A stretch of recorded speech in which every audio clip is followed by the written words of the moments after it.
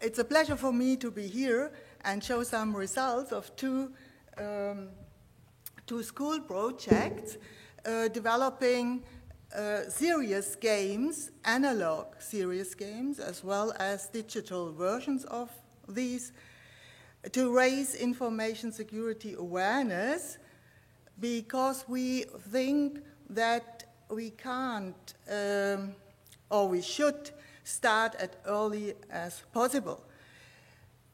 Some years ago, we started with this research in companies with employees under the question, companies has had a lot of policies but concerning of information security, but they are not livable. And there we started the developing of game-based learning for adults in companies, because the psychological research shows that we have to create emotional understanding of the things around digitization. And we heard a lot of digitization, ongoing digitization, and all the technology in wonderful presentations. My focus and the focus of my team is the human side of all these things. So let's start. My outline, a short introduction and a little bit background, then results of a survey and results of our current development of game-based learning scenarios for schools, and at least the short outlook. So just start, you all know, and we have heard it in wonderful presentation, digitization and information technologies are all pervasive, and in the same time, the risks of misusing data is increasing, especially important for sensitive data. So we have to have in mind that these core values of information security, confidentiality, integrity, and availability, one should be aware of these core values. Of course, it depends a little bit on different situations. There are a lot more and further safeguards which should be included. As an example, I show authenticity in combination with non-reputation. It might be also a main point in the area of information security. Some years ago, we developed, I don't want to go in detail, but we developed for the companies a so-called spiral of transformative interaction. Because, as I said, in companies we have a lot of policies, but they are not livable. And the question in this sense was how to create sensitization measure in a kind that it is really, that it has really impact. And we know from psychological research that we have to make a difference between sensitization and training. So our developed serious games are serious games for sensitization. And in this sense, we need to create learning scenarios to get people emotionally involved in the topics of information security. And this emotionally involvement will create motivation. And this motivation is needed to go along to further, deeper trainings. That is, in short, the background of our development. It's not only game-based learning. You see, game-based learning motivates and provides a direct feedback, which is really important. But we also include accelerating learning. This challenges students or people to go beyond a passive perception, actively create knowledge. And furthermore, we also have to include authentic learning aspects, and this focuses on the application of knowledge in real contexts and situation. And this real context and situation is very, very important to get such an emotionally understanding we need for sensitization. That is, in short, a second background. So, what are we doing? We create for 3 different levels, class levels in schools, and so with 3 different levels of difficulty, analog, gaming, and digital versions. You may ask yourself, why analog in a digital world? Well, the problem is, these bits and bytes, human can't see, can't touch. We don't eat bits and bytes. Our life is analog, and we have to get this emotional inclusion in an easier way through analog gamification, and of course, we can, in addition, do it also with digital versions, but be aware, the digital components, it is much more difficult to get this interaction for an emotional understanding of the topics. We did a survey with our pilot schools and asked several things about secure passwords, about behavior in social networks, and also open questions like what other topics are you interested in? The results are here for our pilot schools. So I have to say, until now in Germany, information security isn't part, in most cases, isn't part of the school curricula. So for our pilot schools, information security in general was of interest. For the pupils, also smartphone settings is an important point, and the secure use of social networks. Private protection is in Germany a really top issue, and encryption is also a security aspect. The functionality of malware was a point, and the pupils were very interested in programming under the aspect, what do crackers and hackers do that they are successful? And also, at least data protection in general is a special issue. So, moreover, for all pilot schools, fake news are of a similar interest. And I just want to point out that fake news as a disinformation, it is not a consequence of digital overload, and that means it is not enough simply to check the source of information.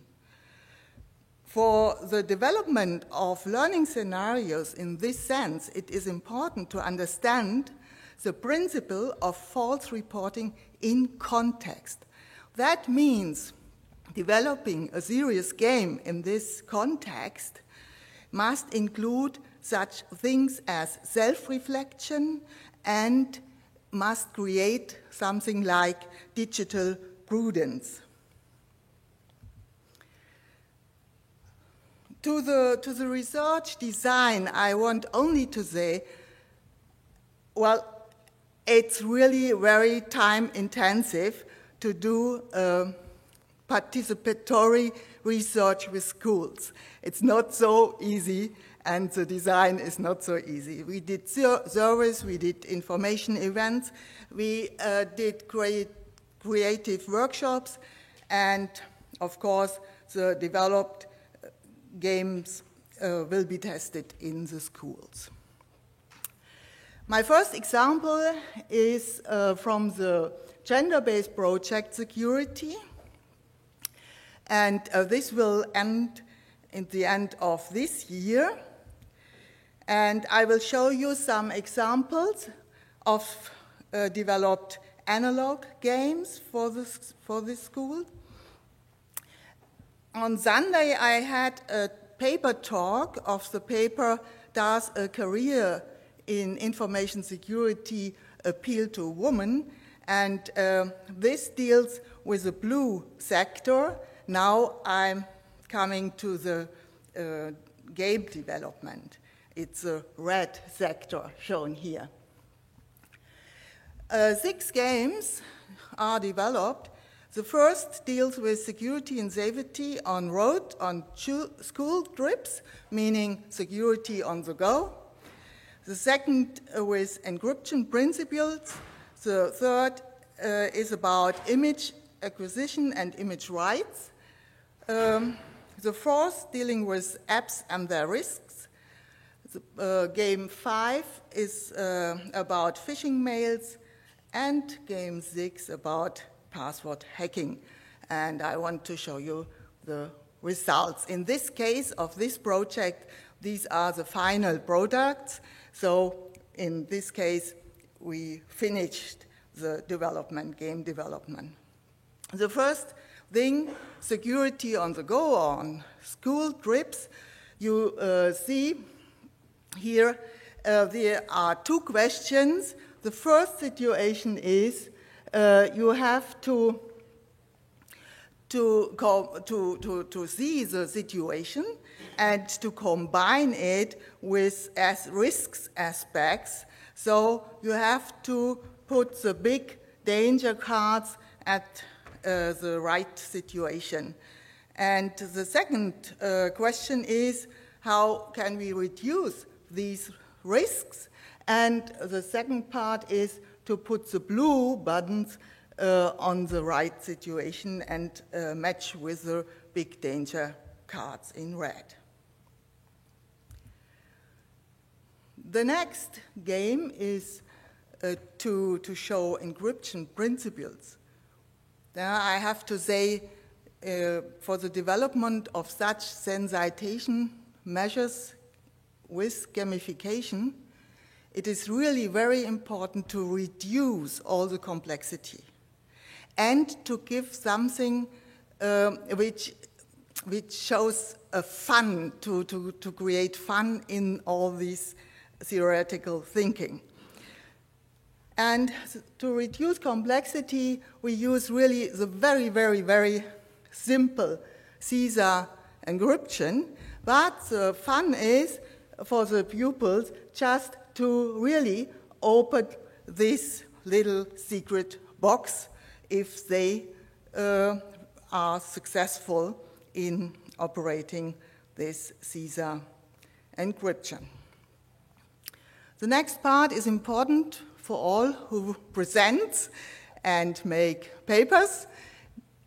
It's about image use, and there are 2 phases. The first phase is the question, can I use this photo without permission? And we have a lot of photos, and you have to think about this. And if it's possible without permission, you put it on the green cloth. And if it's not, and you need and you have to ask, then you put it on the red cloth.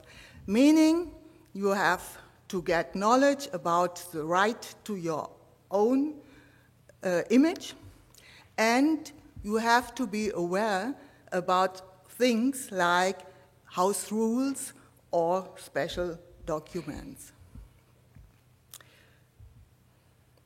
the second phase in this image game is to give an answer, where can I find pictures for a situation I have to use pictures. And one possibility is to realize the Creative Commons license signs, and we know that not many people know these in detail. So we create for the daily school life some situations. You see the little card described a situation, and we have corresponding pictures, and then the pupils have to match the right picture for the special situation. The next game is the apps or internet services and apps and their risks. And here we have two steps. The first step is to find the right category for the app sign, and the second step is to think about the risks and to discuss the risks. This is one of the main, for all games, is one of the main points, that you will have an interaction. You need an interaction. You have to bring in your own experience, and you have to discuss all the things. This is a really big deal to do that gamification. Phishing mail is a very, very old attack method, but we know until now it works, and it's really, for the hackers, very simple to get the information. So people should be aware and should know the criteria. What are the criteria to see if this is a phishing mail or not? So you just have to collect emails, and then, of course, with the analog game, we have to phish the mail, but we have it also in the digital version, so you will see the emails and can think about the criteria. So you have this email, and then you have to discuss, is it a phishing mail or not? If not, put it on the green cloth, and if yes, then it will go to the red one. The password hacking is a favorite for the pupils, and you will get a profile from a person, and the question is, of all these information in the profile, what might be the password for the of this person? And the pupils have to try it and to enter it in this platform developed from us. So this is a really very, very interactive situation. These 6 serious games for schools under the umbrella of the gender-based security project are the final versions of it. Now I come to some aspects from the SecAware for School project. Here we developed 10 learning scenarios in 3 different levels of difficulties, and moreover, we train pupils as young security advisors, and we train teachers as information security officer. So, just to go quickly through, one analog game shows hazards and protective measures. It's a strategy game, and explain and guess important information security terms in 3 different levels. The next game is an analog game, is a puzzle, and for recognizing the internet norms. So hints and rules should be remembered. This rapid guessing game is a game in analog and digital form, and you will also learn important terms and their meaning. The Write in Photos, it's a digital version for this other analog game about picture rights, I say. Although this is the digital version will be playable from the website, so this exists and one can try it again. Storytelling is next game. Storytelling in information security. So in this case, in the analog version, we create own cubes with symbols, and you use these symbols to write down a realistic story of information security and use also the right terms, the right technical terms for this story. Behavior in social networks is also an important issue. And in this case, pupils have to answer questions or have to write something or have to make a pantomime that other pupils of their team guess the special situation or term.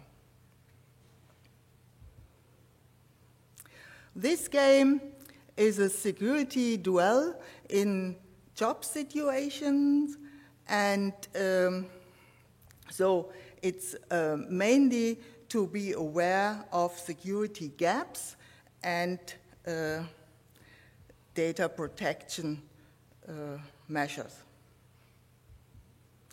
Our fake news are under development, so maybe I can show it next year.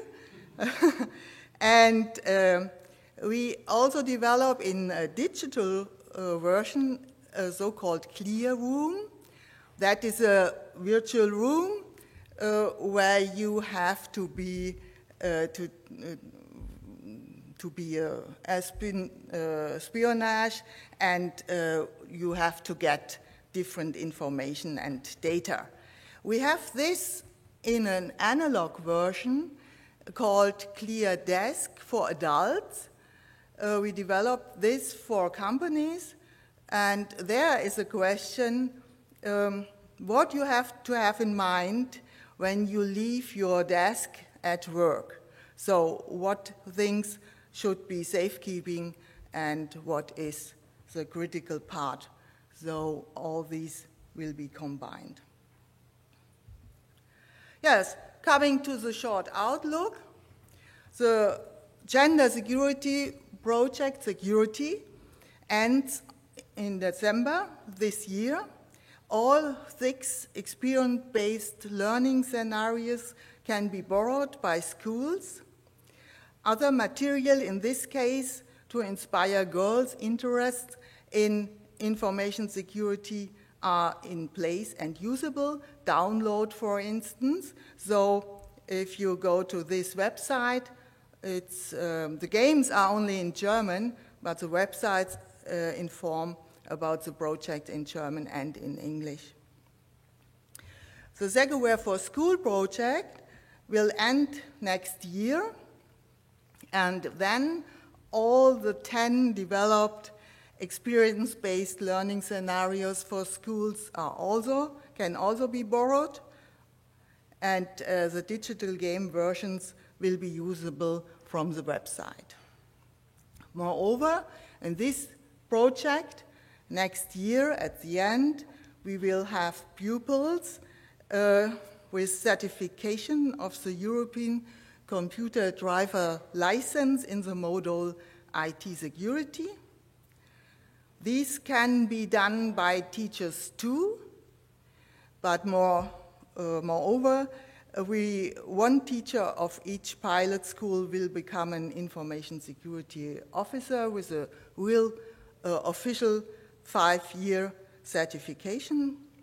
And we will do several information events for parents to include parents also in this process of raising information security. This is my team. You see here on the left the two, Frauke and Regina, the two operational project leaders of this school project, and you can see some spotlights of creative workshops we've done. Thank you very much for the attention. Questions and comments are welcome.